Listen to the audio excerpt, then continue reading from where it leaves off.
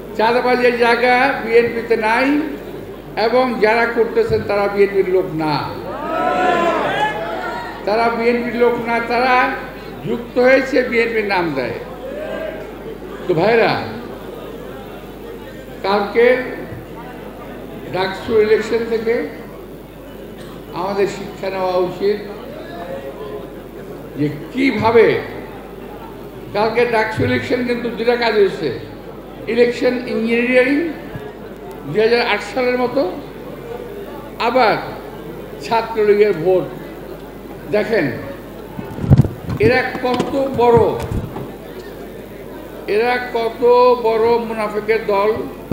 এরা শুধু দেখেন, এদের কারণে 2008 সালে নির্বাচন হয়েছিল। দেশনেত্রী বেগম খালেদা জিয়া নির্বাচনে যেতে চায় নাই, জোর করে মুজাহিদ সাহেব, আল্লাহ তাকে বেহেশত নসিব করুন, নির্বাচনে নিয়ে গেলেন। এবং তার ফল কি হলো? জামাত ইসলামের 4 থেকে 5 জন লোকের ফাঁসি হয়ে গেল, আর আমাদের কাছ থেকে চলে গেল সালাউদ্দিন কাদের চৌধুরী। দুর্ভাগ্য ওই নির্বাচন কিন্তু ওনাদেরকে ফাঁসির দিকে নিয়ে গেল। ওনাদের 5 থেকে 6 জন লোকের ফাঁসি হলো। তারপর দেখেন আওয়ামী লীগের সঙ্গে তাদের প্রেম কিন্তু ছুটে না, এখনো আওয়ামী লীগের সঙ্গে তাদের সম্পর্ক আছে। এই নির্বাচনও ভারতে বসে বসে তারা ইনস্ট্রাকশন দিয়েছে জামাতকে ভোট দিতে হবে, অর্থাৎ বিএনপিকে ধ্বংস করলে পরে আর কোনো সমস্যা থাকে না জামাত ইসলামের। মাননীয় ভারপ্রাপ্ত চেয়ারম্যান দেশনায়ক জনাব তারেক রহমানের নির্দেশে বাংলাদেশ জাতীয়তাবাদী দলের পতাকা তলে সবাইকে ঐক্যবদ্ধভাবে সুশৃঙ্খলভাবে থাকতে হবে।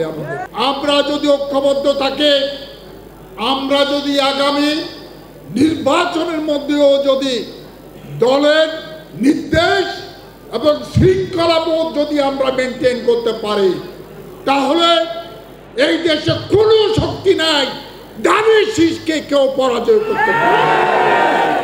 যে চট্টগ্রামের রোগীদের জন্য ওই ক্যান্সারের কোবাল্ট মেশিন আমার লাগবে, এবং সেদিন আমি দেখেছি ওই কোবাল্ট মেশিন চট্টগ্রাম মেডিকেল কলেজে এসেছে, এবং 91 সালের পরে একমাত্র ক্যান্সার থেরাপির মেশিন ছিল এই কোবাল্ট মেশিন, যেটা জননেতা আব্দুল্লাহ নোমান ভাইয়ের হাত ধরে এসেছে।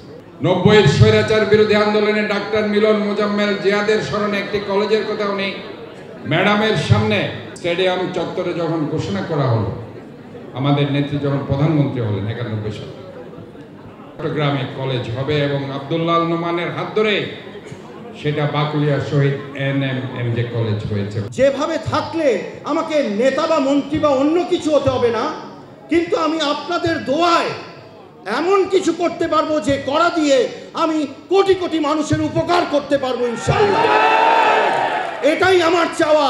সেটা কোন কি অর্জন করে আমি করতে পারবো আমার জানা নাই, কিন্তু মৃত্যুর আগে এই বাবার মতো একটা জানাজা চাই, এটাই আমার শেষ ইচ্ছা। পরের সাথে আমার ওনার বাসায় দেখা হয়েছিল। আমি প্রসঙ্গটি আনলে উনি জবাব দিয়েছিলেন এভাবে, শুধু পদে বা ক্ষমতায় থাকা রাজনীতি নয়, মানুষের মনে থাকাটাই রাজনীতি। এটাই লালন করতেন আব্দুল্লাহ নোমান।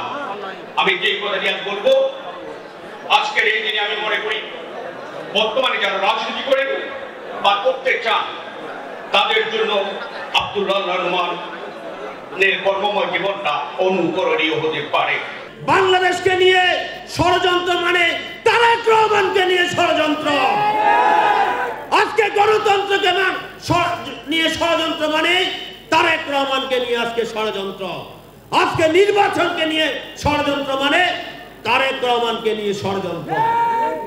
বন্ধুরা, আবার আগামী ফেব্রুয়ারিতে মাননীয় প্রধান উপদেষ্টা বলেছেন, নির্বাচন কমিশন বলেছেন, ফেব্রুয়ারি রমজানের পূর্বে যে নির্বাচন হবে সেই নির্বাচন আমরা আশা করি ফেব্রুয়ারিতে নির্বাচন হবে।